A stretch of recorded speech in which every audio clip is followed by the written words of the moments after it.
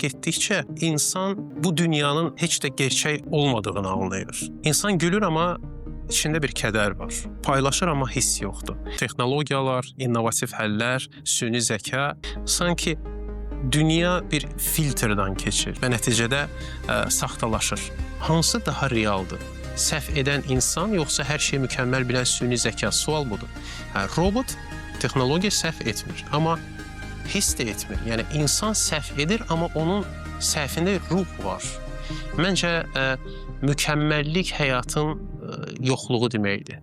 Çünki həyat səhvlərdən və ziddiyyətlərdən, təzadlardan, paradokslardan, qeyri-mükəmməllikdən doğur. Deyirlər, biz simulyasiyada yaşayırıq.